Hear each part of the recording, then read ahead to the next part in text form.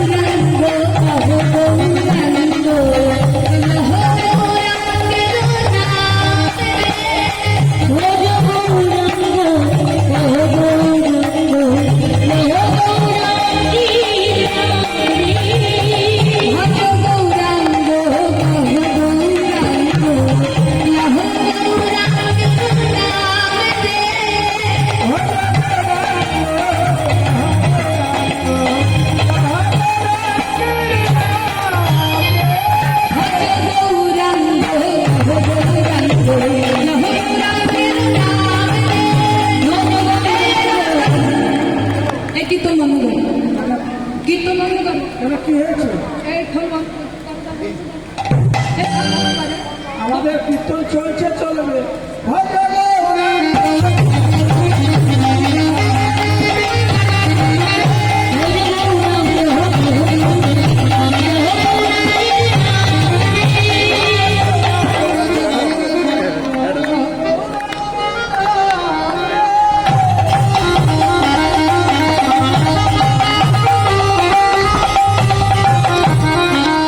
আচ্ছা, কিছু বলবে?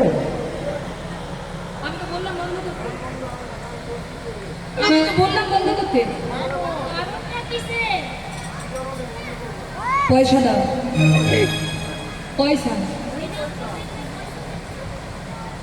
আরে বাবা, তোমাদের ঠাকুর, আরে তোমাদের ঠাকুর তো লক্ষ্মী ঠাকুর। আরে বাবা, তোমাদের ঠাকুর, ওই যে মাথায় চুল নেই।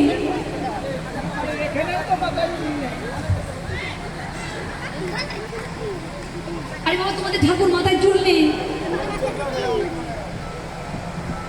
আমার এক ভাণ্ড ঘোল সব হরিবোল করে দিয়ে গেছে, তা ঘোলের পয়সা দাও। কি হলো দাও? ভক্তগণ বলে, ও এই যে ও গোয়ালা, কে না কে ঘোল খেয়ে গেছে আর আমাদেরকে ধরে পয়সা আদায় করবার ধান্দা আপনার। হ্যাঁ, তা আমাদের ঠাকুর যে আপনার ঘোল খেয়ে গেছে, আমাদের ঠাকুরের নাম কি বলে? কি নাম তার? এই রে, নামটাই তো জানা হলো না। এই কি যে করি? আরে বাবা, ওই যে মাথায় চুল নেই, আজান লম্বিত ভুজ, ভীষণ লম্বা, দেখতে ভারী সুন্দর।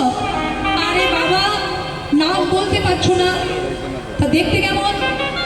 কেমন দেখতে? আমাদের ঠাকুরকে দেখতে কেমন দেখতে? হ্যাঁ, তোমাদের ঠাকুরকে দেখতে কেমন জানো? কেমন? নবীন যৌবন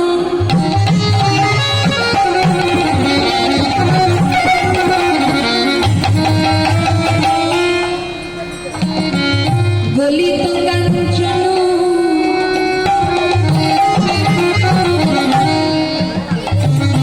কোটিত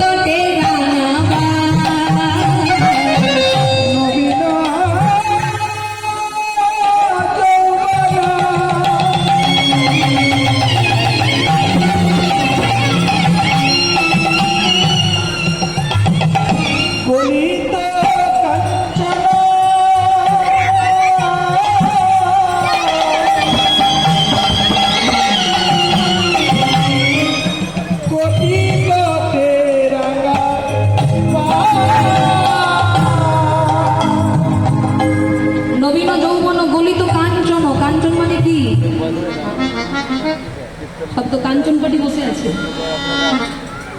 কি গো কাঞ্চন? কাঞ্চন মানে জানো? আচ্ছা সোনা সোনা বোঝেন না? সেটাও জানো না।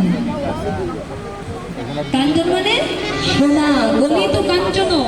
সোনাকে কাঁচা সোনার রং যেমন, তোমাদের ঠাকুরের গায়ের রং তেমন। নেতাই গৌর নবীন আর যৌবন, নবীন যৌবন, বয়সটা খুব বেশি হলে 23 থেকে 24, আর গায়ের রং কাঁচা সোনার মতো।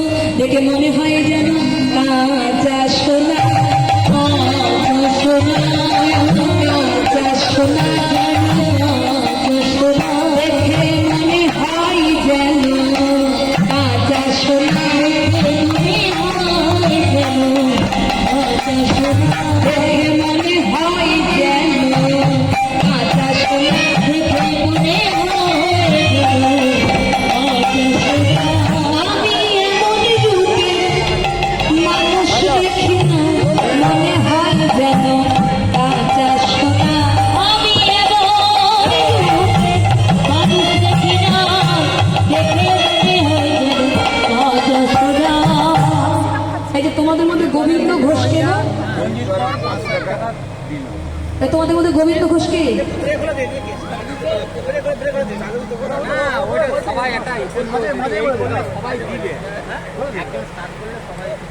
মানে এনাদের ঠাকুরকে আমি ঘোল খাইয়েছি, এনারা আমাকে ঘোল খাওয়াচ্ছে।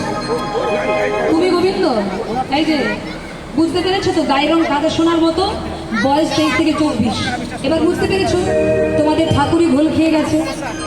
গোবিন্দ ঘোষ বলে, ও গোয়ালা, গায়ের রং সোনার মতো, দেখতে ভারী সুন্দর, বয়স 23 থেকে 24। এরকম মানুষ কিন্তু জগতে অনেক আছে, এই বাবা, দেখতে অপূর্ব সুন্দর, গায়ের রং একেবারে সোনার মতো, এরকম মানুষ অনেক আছে। কিন্তু এরকম করলে তো আর বিশ্বাস করা যাবে না যে আমাদের ঠাকুরই ছিল উনি। তা গোয়ালা, গোয়ালা, আমাদের ঠাকুরের একটা বিশেষ গুণ আছে, যে গুণটা পৃথিবীর দ্বিতীয় কোনো ব্যক্তির নেই। সেই গুণটা কি যদি তুমি বলে দিতে পারো, তবেই বিশ্বাস করব আমাদের ঠাকুরই তোমার গোল খেয়ে গেছে। এটাই ওই হয়ে গেল। আমাদের ঠাকুরের বিশেষ গুণ কি বলো তো, যেটা কারোর মধ্যে নেই? বলা বলে বলবো, তোমাদের ঠাকুরের বিশেষ গুণ কি জানো?